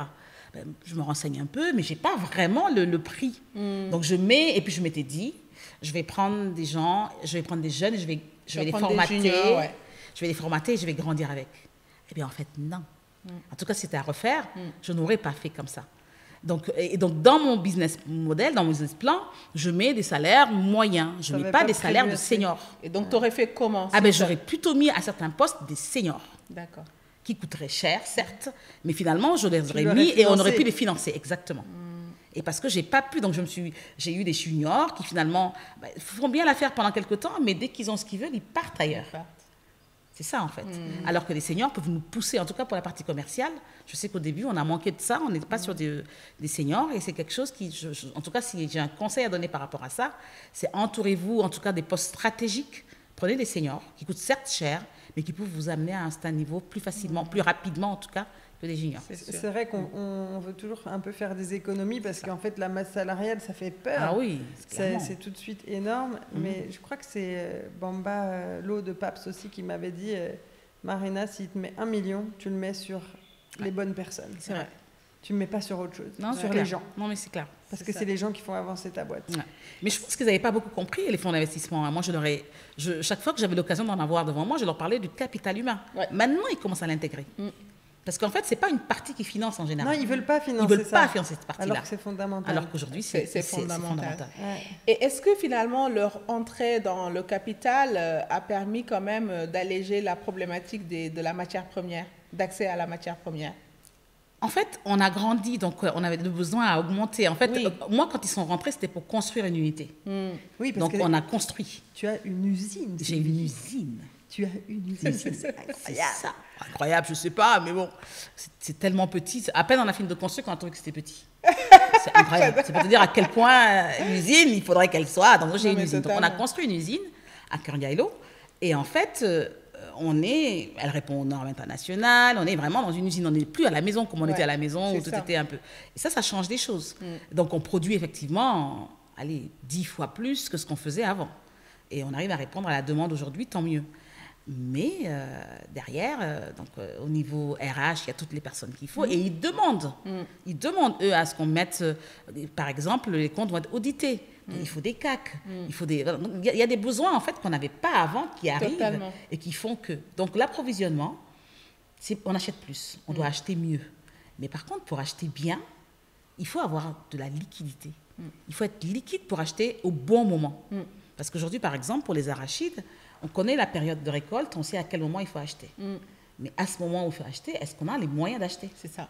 Et puis, de garder stocker. cet argent stocké. Parce que l'argent et c'est de l'argent qui est stocké et la matière, les deux. En fait, la matière, c'est de l'argent bloqué. Ouais. Et des fois, le temps que ce soit transformé, vendu et que ton client t'ait payé, c'est des mois et des mois. Tu as le temps de mourir plusieurs fois. Ah ben, plusieurs fois. Et pourtant, tes stocks sont pleins. C'est ça. Tu es riche, mais pas dans le compte. Voilà. Et donc, c'est difficile. Donc, déjà, il faut trouver les bons contacts, les bons acheteurs, auprès de qui on peut acheter les choses. Il faut les trouver déjà, qui acceptent un paiement qui n'est pas cash. Parce qu'en fait, c'est super sympa l'entrepreneuriat. Hein. C'est-à-dire que tout ce qu'on achète ça cash. Tout. Et par contre, on est payé 3 mois après. C'est ça. Mais comment on fait pour vivre entre-temps? Attends, et en plus, tu as oublié de dire entre-temps qu'on paye aussi des salaires. Ah bah oui. Et ça, c'est pas avec du retard. Hein. C'est ça. On paye, au moins, il faut payer. C'est ça. Voilà. Donc, tu achètes tes matières premières, tu les payes cash, tu payes tes employés, transformes, tu transformes, tu fais payes des tes stocks, employés cash. tu livres. C'est ça. Et après, tu attends. Voilà. Incroyable. Et du coup, là, en fait, aujourd'hui, quand tu nous parles, Sénar, en fait, se porte comment? Alors, aujourd'hui, Sénar se porte bien. Oui. Mais Sénar, c'est pas toujours porté bien. Le plan de financement, là, le plan de 5 ans, c'est génial. Mais nous, dans notre plan, on n'a pas prévu le Covid. Ah oui! Nous aussi, c'est pareil. Hein, ah oui! Ah ben nous, et franchement, si c'était à refaire, je me dis, les entreprises qui sont arrivées après le Covid, ils ont quand même cette chance. Bon, après, on ne sait pas ce qui va tomber. Parce qu'après le Covid, il y a eu l'Ukraine, etc. Nous, on n'a pas pensé Covid. On pouvait pas. Personne n'a pensé à ça. Non. Et donc, il fallait se retourner. Voilà. Ouais. Et donc, ça a été un moment. Donc, l'année Covid même a été une année, ça va. On pensait qu'on allait vraiment beaucoup perdre, mais on a bien géré l'année. C'est assez étonnant. On a bien géré l'année. Le fonds d'investissement était très présent. Ils nous ont accompagnés avec des réunions pour qu'on puisse réajuster notre budget, etc. Ça a été. Mais alors là, l'après-Covid, ça a été une catastrophe. Dépression. Ça a été une catastrophe. Et ça coïncidait aussi avec un moment où j'ai été très absente de l'entreprise pour maladie. Et donc, ça n'a pas amélioré les choses. Donc, je vais dire, pour répondre à ta question, Sénar va beaucoup mieux. Sénar commence à aller mieux. Donc, je sais qu'à une époque, pour le fonds d'investissement, j'étais la pépite d'or. Mais je pense qu'à un moment... j'étais le petit bout de... Tu sais, voilà. Donc là, on espère qu'on est en train de polir un peu tout ça pour revenir à... bien sûr. Voilà, donc ça commence à aller mieux. Sénar va beaucoup mieux et toi aussi, tu vas beaucoup mieux parce que comme tu disais, tu as été gravement malade.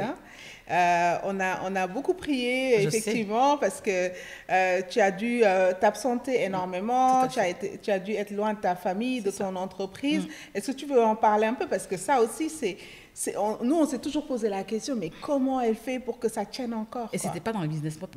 Ça aussi, c'était pas dans le business plan de tomber gravement malade. Et c'est là qu'on se rend compte, avant que tu nous racontes en détail, à quel point il faut aussi s'occuper de nous, parce qu'on est le premier asset fait. de l'entreprise. Et Oui. si on n'en prend pas soin, si on s'épuise, en fait, C'est la galère. extrêmement important ce que tu viens de dire parce qu'en fait, on a beau être entouré, on a beau avoir une équipe de management, etc. autour de soi. En tout cas, moi, j'ai pensé à un moment que ça marcherait sans moi. Je pensais qu'il n'y avait pas de raison, quoi. Et en fait, il faut qu'on s'occupe de nous pour être présent et être présent tout le temps. Non, mais dans le business plan, avec les fonds d'investissement, il faut mettre Attention, une ligne. il faut mettre une ligne wellness. CEO wellness. Exactement. Et avec un budget pour Mais oui, bien-être. avec un budget pour le bien-être. Parce qu'effectivement, on passe notre temps à coaching. courir. Et coaching. Parce que moi, ça, c'est une autre chose que j'ai découvert, c'est que faire grandir l'entreprise, ça veut aussi dire grandir nous. Exactement. Et on ne s'est pas préparé. Et on n'est pas toujours accompagné. C'est ça. On est un peu tout seul, en fait, face à tout ça. Mais du coup, parle-nous de cet épisode. Donc, en fait, un épisode de ma vie, de toute façon, une maladie, elle tombe. Elle tombe. Donc, février 2021, j'apprends que je suis malade et que je dois partir me soigner à l'étranger. En fait, je fais le choix de partir. Et donc, en 2021, je me suis absentée 10 mois. Je pars en février, je rentre en décembre. En partant, je pensais que j'allais partir pour 2-3 mois, allez, 4 mois. Je ne savais pas du tout dans quoi je rentrais. Difficile. Déjà difficile de se dire, il faut partir, il faut quitter la famille. Mais c'est pour la bonne cause, c'est pour se soigner. Donc, on se dit, ça va le faire. Et pendant ce temps, l'entreprise, elle n'est pas fermée et on va rouvrir après. Il n'y a pas le mode pause. Voilà, il faut continuer à gérer. J'ai quand même beaucoup de chance dans mon malheur. C'est que franchement, je ne vais pas dire que j'allais bien, mais c'était un peu ça. J'étais quand même bien. C'est-à-dire, j'ai tenu et j'ai travaillé à distance. Et je pense que c'est ce qui m'a beaucoup aidée d'ailleurs. Le fait d'avoir le travail, je pense que je n'ai pas beaucoup pensé à la maladie. Parce que je me levais tous les matins, je me connectais et je travaillais. Oui, je me rappelle avoir fait des lives avec toi. C'est ça. Et des fois, j'étais à l'hôpital. Hein. Tu étais à l'hôpital, oui, tout à fait. Je revois ces infirmières quand j'arrivais. Ah, c'est Madame Sagbo, mettez-la dans la chambre seule là-bas, parce que c'est sûr qu'elle a une réunion aujourd'hui. C'est sûr qu'elle a une formation. Donc, effectivement, je prenais mes soins, mais j'étais seule. On me mettait souvent dans une chambre seule parce que, justement, j'avais toujours mon ordinateur. J'allais faire mes soins avec mon ordinateur. Et donc, tu penses que ça t'a aidé, travailler t'a aidé. Ah oui. C'est intéressant, ça, parce qu'on a tendance à beaucoup dire que si on est malade, il faut absolument se mettre en arrêt total. Il faut pouvoir supporter l'arrêt total, en fait. Il faut pouvoir ne penser... Parce que, finalement, quand on ne fait rien, on pense à la maladie. Ouais. Moi, je pense qu'en fait... En tout cas, moi, je pense que ça m'a aidé. Ce qui est important, c'est de trouver ce qui nous nourrit. C'est ça. Ce qui nous permet justement de garder la tête, on va dire, dans un mindset positif. Qu'est-ce qui entretient ça et continuer à le donner, en fait, à se l'autoriser. Et parce que sinon, en fait, on n'a pas de recharge. On va se retrouver avec quelque chose qui est plutôt négatif tout le temps. Et ça, c'est compliqué. En tout cas, moi, mon travail m'a beaucoup aidée. Donc, je me suis connectée tous les jours, sauf les jours où je ne pouvais pas parce que j'étais à l'hôpital. Ou même, parce que je dis ça, parce que les jours où j'étais à l'hôpital, des fois, j'avais mon ordinateur. Sauf peut-être les après-interventions, puisque j'ai eu plusieurs interventions que j'ai dû subir. Et effectivement, je n'ai pas pu me connecter, mais très peu de temps. En général, j'étais quand même assez connectée. Et donc, je travaillais. Il y a même des choses que j'ai obtenues. J'ai obtenu des fonds, j'ai participé à différentes choses en étant malade et qui ont marché. Et donc en tout cas, ça m'a aidée. Pas simple d'avoir la famille éloignée, d'avoir les enfants pas à côté et de se dire... donc finalement, il n'y avait pas que l'entreprise. C'est marrant parce que quand on est sur place et qu'on travaille, on travaille dur, on a la tête... on pense qu'à l'entreprise, on parle que société. Ça ne veut pas dire qu'on ne s'occupe pas de la famille. On s'occupe de la famille, mais en fait, finalement, on a l'impression que c'est naturel, c'est-à-dire qu'ils sont dans ce tourbillon. Oui, parce qu'eux aussi, ils sont arrivés, ils avaient 2 ans, ils ont grandi quasiment avec Sénart. Voilà, avec Sénart, avec on va vous en parler. La Sénart 2.0 avec la 2e génération. Donc, et parce que peut-être eux, ils sont la 3e génération, qui sait. On espère donc, bien. ils ont grandi avec ça, donc c'est normal, ils connaissent tout. Donc voilà, difficile. Donc je reviens en décembre, toute contente, donc je reprends mon activité un peu et je vois un peu les dégâts aussi au niveau de la société. Je voyais déjà en n'étant pas là et j'arrêtais pas de me dire que je vais pouvoir le faire. Je pense aussi qu'il y a une chose qui est pas mal, c'est que ça vaut le coup de réfléchir à avoir un bras droit, en fait. On parle encore de moyens, parce qu'il faut avoir les moyens d'avoir un bras droit quand on est là et que tout va bien. On n'y pense pas quand tout va bien.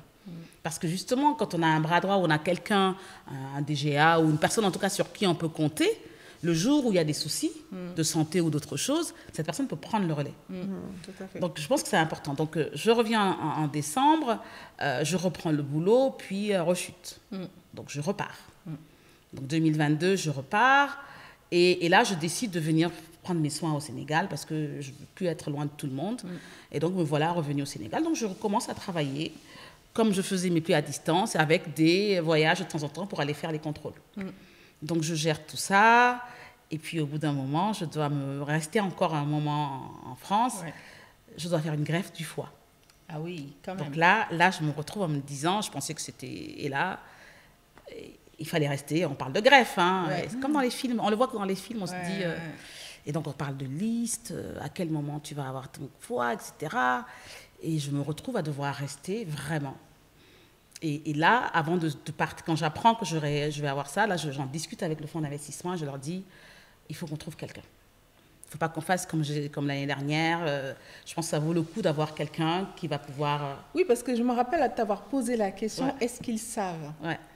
Parce que ça aussi, c'est délicat. Ah, clairement. C'est délicat. Clairement. À quel moment tu leur as annoncé ça? Bah, déjà, j'ai dû partir, j'ai dû m'absenter 10 mois à la première année, donc ils savaient qu'il y avait quelque chose. Ouais.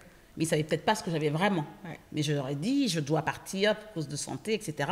Mais je vais continuer à bosser. Donc on avait des réunions, on avait des conseils d'administration. Oui. Je faisais tout ça à distance, donc ils savaient que j'étais présent. Et ce qu'on n'a pas fait, qu'on aurait dû faire, c'est que si j'avais pas de DGA ou quelqu'un à l'époque, peut-être qu'eux, ils auraient dû être plus présents, peut-être. Ah oui. Ils auraient peut-être dû penser à mettre quelqu'un qui venait régulièrement pour voir comment ça se passe. Parce que quand le chat n'est pas là, elles dansent les souris. Hein. Elle danse du Moi, malheur chez même. moi, elles ont tellement dansé que ça n'avait plus marché. Tu les voyais, elles étaient tout le temps en mode danse. Tu sais, les pieds, c'était tout le temps... C'est incroyable. C'est du malheur. Et malheureusement, le fonds d'investissement n'a pas... En tout cas, de ce côté-là, je crois que... Peut-être parce qu'ils pensaient aussi que je n'allais pas rester longtemps. Oui. Peut-être parce que je n'ai pas franchement tout dit aussi. Et ils n'avaient pas trop... Bref, quoi qu'il en soit, il a fallu... Donc, 2022, pareil, je m'absente quelques... Non, c'est pas 2022, c'est 2023. Ouais, c'est ça. 2022, je reviens. 2023, j'ai dû faire la grève, etc. Mais par contre, je suis vraiment portée. Je pense que c'est important. Hein. Tout à l'heure, tu disais qu'il faut s'accrocher à quelque chose. C'est important. Moi, ma foi m'a beaucoup, beaucoup aidée durant ce parcours. Même les infirmières en France, quand elles me voyaient, elles étaient... Et je disais, mais moi, j'ai un Dieu puissant là-haut. Hein. Je ne suis pas seule. Et je disais souvent... Je suis portée, les gens prient pour moi. Ouais. Et c'est incroyable comme je sentais que je n'étais pas seule dans cette maladie. Ouais. Et c'est pour ça qu'aujourd'hui, je suis vraiment dans la gratitude, quoi, dans la reconnaissance, parce que je sais que vos prières m'ont accompagnée. Et j'ai été portée parce que j'ai fait des choses. Je me dis, mais comment j'ai pu faire, quoi. Ouais. Seule, je n'aurais pas pu. Tu n'aurais pas pu. J'étais seule, mais je n'étais pas seule. Et ça, c'est vraiment... Moi, j'ai été portée. J'ai été vraiment portée. Et je pense que je suis arrivée à passer toutes ces étapes-là et à revenir parce que j'étais portée. Ouais. Et ça, je trouve que c'est important. Finalement, de ne pas être seule, en fait. De ne pas être seule. Et c'est important que tu dises ça parce qu'on parle souvent de solitude dans l'entrepreneuriat. Et j'imagine encore plus quand on est dans des situations très complexes avec de la maladie. Et à chaque fois, en fait, on revient sur ce côté-là. De trouver son système de support, en fait. La manière dont on se recharge le plus, déjà personnellement, mais aussi d'avoir ce système de support. Pour toi, c'était la foi et avoir aussi un système de support autour de toi. Et que chacun, en fait, arrive à trouver ce système de support, que les femmes, on parle souvent d'équilibre, de charge mentale, qu'on arrive à trouver, en fait, d'autres façons de faire supporter cette charge en étant entouré par d'autres personnes qui permettent d'alléger un peu plus la charge. C'est fondamental. Fondamental, oui, tout à fait. Et le mari dans tout ça? Ouais. Donc moi, je pense que j'ai un mari merveilleux. Ah, c'est trop fort. Faut mais pas c'est lui quand dire. même- Si, on va le dire Si, fort quand quand même, même. si, quand même. On va le dire Non, fort. non, c'est quand même compliqué hein, de se retrouver au Sénégal, n'étant pas sénégalais, d'accord, à gérer des jumeaux, Garçon garçons, et en ayant sa femme loin, malade. est malade, voilà. Non, franchement, moi, non, il n'y a rien à dire. Il y a rien à Il y a dire. rien à dire. Il a assuré. Ouais. Il a assuré. Faut le dire justement. Non, ça je le dis. Justement, Non, je dis c'est ça. important de Non, le je dis dire. ça en rigolant. Il a assuré. Et Ça. c'est Et ça rejoint ce que tu dis, le fait de ne pas être seul, en fait. Non, tout à fait. Parce que finalement, il a assuré à la maison. Et il a assuré pour tout. C'est-à-dire on parlait boulot, etc. Il a assuré. Il lui est arrivé des fois d'aller à l'usine pour voir comment ça se passait. Mais c'est ça. Ne serait-ce que de savoir important. que tu avais une personne sur qui tu pouvais compter à 3 heures du matin, compter à 100 quand. Exactement. C'est hyper important. Et ça te donne en fait du temps de cerveau disponible pour toi te concentrer sur autre chose. Et c'est bien de mettre en valeur ces maris-là parce que on voit dans les femmes entrepreneurs autour de nous, c'est un point essentiel. Les maris qui ne suivent pas. Si le mari n'est pas en support, c'est très difficile. Compliqué. On est encore plus seul. Donc tu gères le jonge bien, tu le gères bien. Bah écoute, il est encore là. N'est-ce pas? J'espère que c'est parce que je gère bien le jonge qu'il est encore là. Donc, et c'est bien, de le dire. Non, il faut le dire. Et c'est bien d'avoir un homme sur qui on peut compter à la maison. Je suis tout à fait... Non, c'est très important. Et sur qui on peut compter, quelle que soit la situation. C'est ça. Parce qu'on en a qui fuient face aux difficultés, pas parce qu'ils veulent fuir, mais parce qu'ils ne savent pas, il faut l'affronter en fait. Ouais. Et je pense qu'il n'a pas eu le choix, et il a géré. Mais il a vraiment bien géré. Il a vraiment géré. Et on est contente que maintenant tu sois revenue. Je rends grâce à Dieu. En forme, et que toute ta famille, juste exactement. Dans un coin sympa, hors de Dakar. Ouais. J'avais longtemps, bien avant de tomber malade, je disais il faut que je quitte Dakar. Mais par contre, ça me fait toujours sourire quand je me revois là à la Sorbonne. Je pense à Marina parce que quand on était au Dakar Farmers Market, donc ce marché en question, et que je la voyais, et je disais mais et qu'on me disait elle habite pas Dakar, elle habite pas Dakar. Je dis mais non, elle dit si, elle habite sur la petite côte. Je la regardais comme une extraterrestre, mais vraiment comme une extraterrestre. Je me disais mais comment elle fait?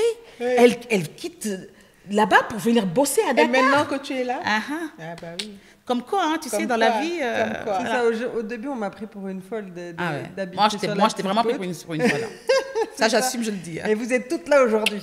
C'est ça. Bah, tu avais la bonne vie. Parce que aussi, nous changeons. Et puis, on cherche nos vies changent. Et effectivement, on est à la recherche vraiment de cet épanouissement pour nous, pour nos familles. Et je pense qu'on arrive dans des âges aussi où on s'autorise ce bien-être-là, quitte à faire peut-être des choix qui peuvent sembler qu'on n'aurait pas osé faire il y a quelques années, etc. Donc, tu as osé faire ça aujourd'hui. Est-ce que, est-ce qu'il y a encore, j'ai une autre question qui me vient, mais d'abord, est-ce qu'il y a des choses que tu n'as pas encore osé faire, qui sont là dans ton coin de ta tête, te dis, mais non, Sylvie, quand même pas. Que je n'ai pas osé faire. Ou que tu as envie. Des choses non, dont tu as envie. En fait, ce que je n'arrive pas encore à faire et qu'il faut que je fasse, c'est qu'il faut que je prenne soin de moi. Voilà. Qu'il faut que je prenne du temps pour moi. Ça, c'est quelque chose que je n'arrive pas à faire. Et je me bats, je me force quand même. Et c'est ça. Je dirais que je peux être encore mieux si je pense un peu plus à moi. Et que je prenne le temps pour ça. Et c'est dur. C'est hyper dur au début. Et après, on en profite. On y prend. Non, je pense que déjà le fait d'être arrivé jusqu'ici, déjà avoir dit je quitte Dakar, je pense que j'ai fait un premier pas. Et je vois à quel point ça fait du bien en fait. Quand je rentre le soir, je traverse la lagune en voiture et je reviens, je regarde, je me dis franchement je suis bien. Donc déjà c'est pas mal. Mais par contre il faut que je puisse aller un peu plus loin pour pouvoir prendre du temps pour moi. Bon, je le fais un peu, je me balade sur le marché. Non, prendre du temps pour moi, Sylvie. Oui, je pense qu'en fait, moi, l'astuce que je peux donner dans ça, c'est de se donner des rendez-vous avec soi-même, au même titre qu'on donne rendez-vous à quelqu'un pour un call ou quoi que ce soit. Non, mais c'est de le poser sur son agenda. C'est ça. Non, mais quand je dis de donner rendez-vous, c'est on le pose sur son agenda. Et peut-être la manière de le respecter, c'est de faire des choses qui vont impliquer d'autres personnes tierces. Et on n'a pas le choix. Bien vu. Ouais, ça, c'est pas mal. Tu vois, si tu prends rendez-vous pour un massage, voilà, c'est ça. Si tous les mois, tu as un massage bien dit. Qui est posé et même tu le payes à l'avance. Et si elle vient, tu n'as pas le choix. Parce qu'effectivement, moi, les agendas, ils sont remplis. Ça sonne. Mais mon téléphone, l'alarme va sonner. Puis je vais dire, bon, dans 5 minutes. Mais moi, c'est ce qui m'est arrivé. Mais c'est vrai qu'il faut y mettre d'autres personnes. C'est pas mal, c'est bien vu. Il y a quelques années, j'ai décidé de faire un parcours avec une coach. Et un des premiers exercices qu'elle m'a donné, c'est de prendre une journée pour moi dans la semaine. Ça me semblait complètement infaisable.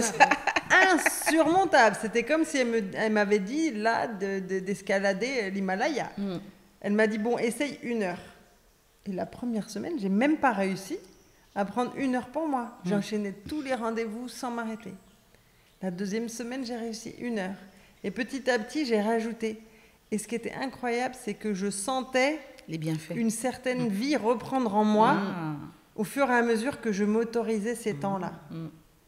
Et aujourd'hui, j'arrive à prendre des journées à l'aise. Moi, je crois que je suis pas, en fait, avec cette coach, parce que j'ai fait aussi ce parcours et c'est en étant absente, malade, etc., que j'ai fait ce parcours qui m'a beaucoup apporté d'ailleurs. Je ne suis pas allée jusqu'au bout. Parce que je me rappelle encore de ça où il fallait essayer de trouver un temps pour ci, etc. Et je ne suis pas allée jusqu'au bout et on va reprendre bientôt. Donc, il va falloir que je le fasse. Mais c'est vrai que c'est compliqué de prendre du temps pour soi. C'est le prendre, effectivement. Parce que tu as dit trouver, ça ne tombe jamais du ciel. Ça tombe jamais. Les agendas sont toujours pleins. C'est juste se dire, je suis la priorité. Ouais. En tout cas, on serait resté des heures encore avec toi, mais on arrive bientôt à la fin de cet échange. Et je voulais savoir justement, en rétrospective de tout ce que tu as fait, mais depuis le coffee shop des États-Unis, etc., jusqu'à aujourd'hui maintenant, qu'est-ce que tu aurais aimé savoir en fait à l'avance? Qu'est-ce que tu aurais aimé savoir qui t'aurait beaucoup aidé? Qu'est-ce que j'aurais aimé savoir à l'avance? Déjà pour la partie, pour l'entreprise, déjà pour le resto. Parce que le resto, franchement, ça m'est resté un peu... C'est pas trop tard. C'est pas trop tard, sauf que j'ai pris de l'âge. Donc c'est ça là. Oui, non, ça quand je suis revenue, c'est juste un chiffre. Ouais, quand je suis revenue en fait quand on est arrivé ici, j'avais pour objectif d'ouvrir mon restaurant en question, d'en ouvrir un ici. Okay. Et c'est vrai que si je dois le faire, je peux plus être seule pour le faire. Et c'est vrai que j'aurais aimé, parce que je pense que j'ai été précurseur dans ces restos africains. Aujourd'hui, quand on va en France, il y en a plein partout. Et c'est vrai que je me dis, je faisais partie des précurseurs, j'aurais bien aimé être encore dedans. Donc ça, j'aurais aimé comprendre comment faire attention au fait que je n'étais pas à Paris alors que j'aurais pu, etc. Mais bon, c'est une expérience qui a été super enrichissante, que je ne regrette pas.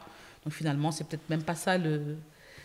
J'arrive pas à savoir. Peut-être, oui, m'arrêter un peu et prendre soin de moi. Je pense que ça, c'est quelque chose que je n'ai pas appris à faire. Et que je pense qu'il faut apprendre. Et qu'il faut vraiment apprendre de pouvoir de temps en temps arrêter, faire stop, se poser, profiter et revenir encore mieux, revigorer en fait pour continuer. Donc on prend ça là, ce que tu nous dis là maintenant, comme une décision. Ouais. De prendre plus soin de toi. On va s'assurer. C'est ton call to action. Hein? Et maintenant, elle habite derrière chez toi. N'est-ce pas? Voilà, on va la kidnapper de temps en temps. Mais déjà, c'est pas mal. Être par là, ça fait qu'on fait des...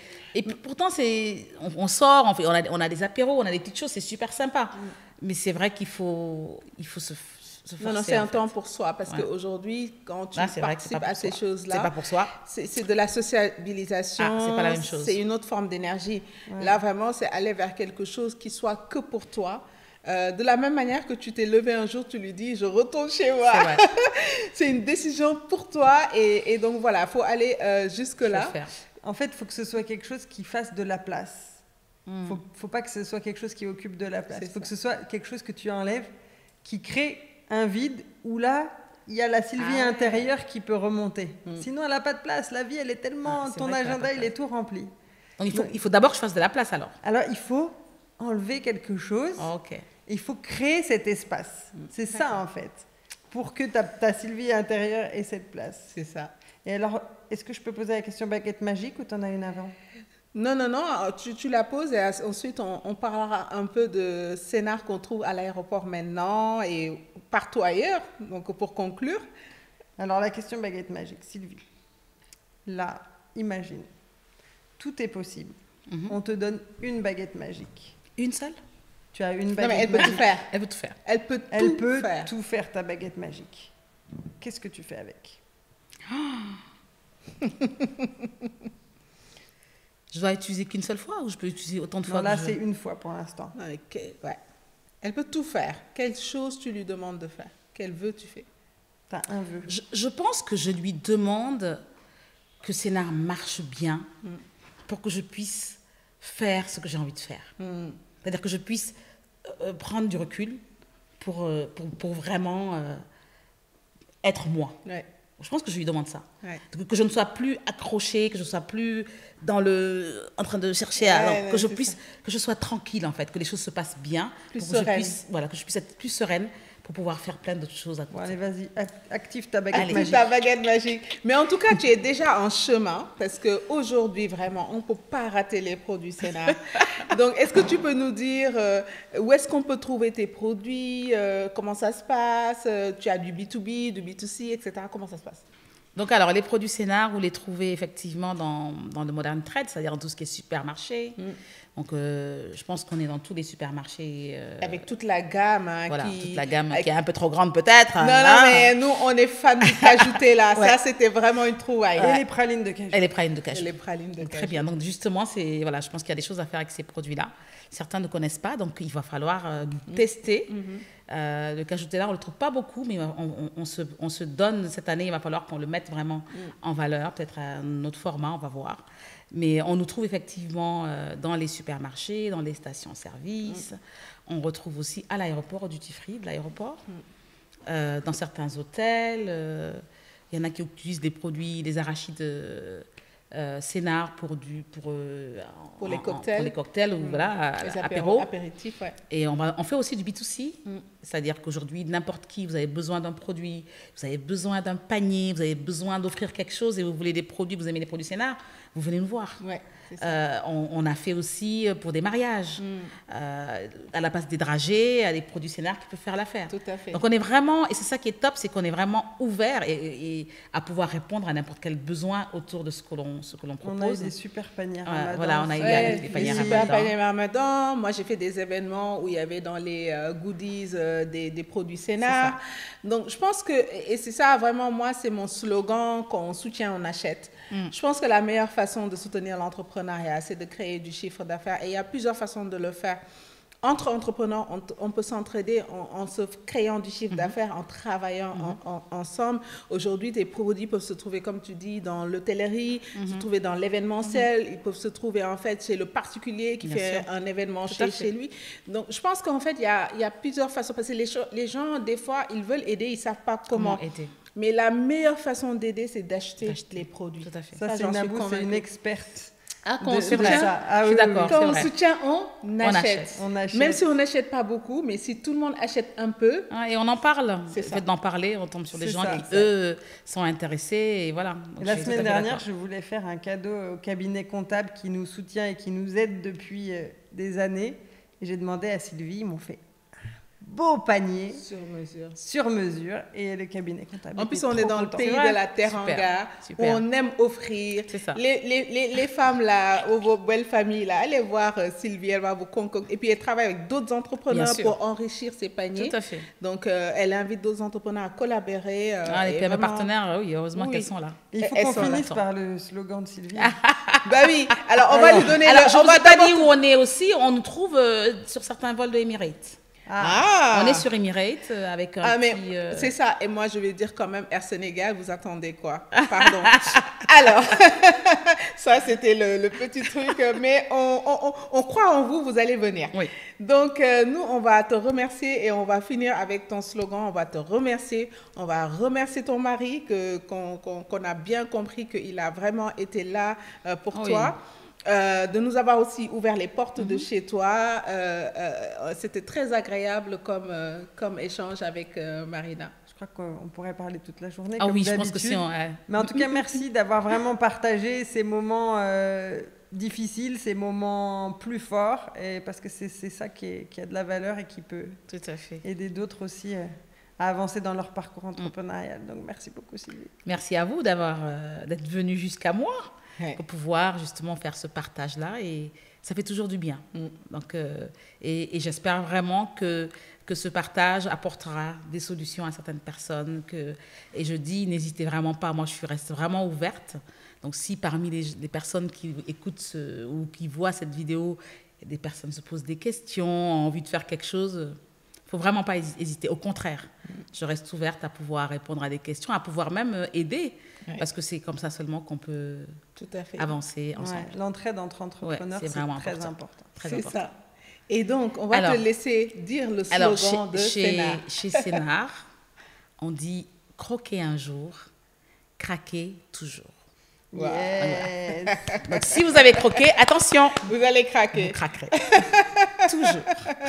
Donc, merci beaucoup, Sylvie. Merci à vous. Et nous, on vous donne Merci à rendez-vous vous. très, très bientôt avec une femme tout aussi inspirante dans Parcours. À bientôt.